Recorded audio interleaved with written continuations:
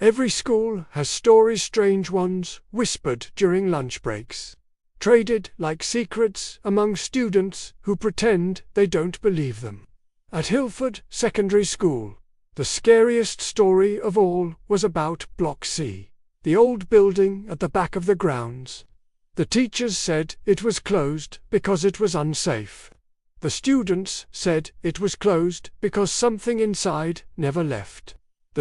One cold October evening, after exam prep classes, 3 friends Rayan, Hamza, and Ion decided to test the rumor.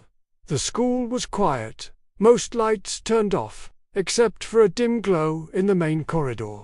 Their plan was simple: just go to Block C, touch the door, and come back. Easy. But when they reached the field behind the labs, the boys noticed something strange. A faint school bell ringing from Block C. The bell was old, rusted, and definitely not connected to any working circuit. Hamza froze. "Bro, who rang that?" No one answered. Entering Block C, curiosity beat fear. The door wasn't locked. In fact, it stood slightly open as if someone had gone in moments before.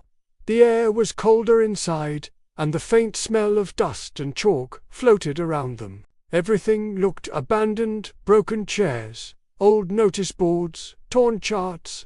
But the weirdest part was the footprints on the floor. Small ones, child-sized. "We don't have little kids in this school," Ion whispered. The classroom lights at the end of the corridor, one classroom flickered with light. Rayon swallowed hard. "There's no electricity here." Still, the light blinked again, like someone was trying to get their attention. The boys moved closer, each step slower than before. Inside the room, the old teacher's desk was covered in exercise books, and one of them was open, as if someone had been writing. Hamza stepped forward and read the name on the page.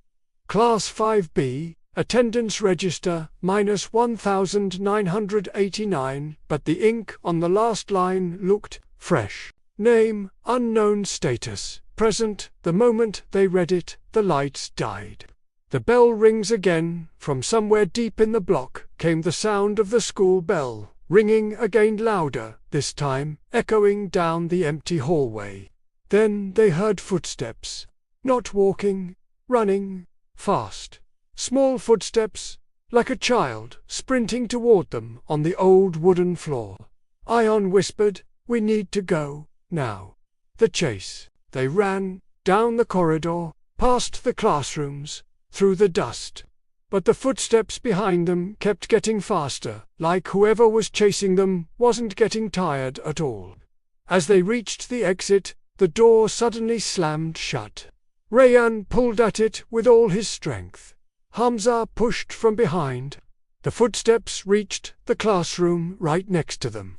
A soft voice whispered from inside, "Class isn't over." Escaping with one final push, the door burst open. All 3 of them stumbled outside, falling onto the grass. The moment they were out, the bell stopped. The footsteps stopped. Everything went silent. When they turned back, the door of Block C was completely closed, just as if it had been locked for years. The next morning, they told the security guard what happened. The guard looked at them, shocked. "These things don't happen unless students disturb it," he said. "Every year someone tries. Every year, the bell rings again." He paused. "And every year, the attendance register still gets one more name." The boys asked him what happened to the student who used to ring the bell. The guard shook his head slowly. "He never left Block C.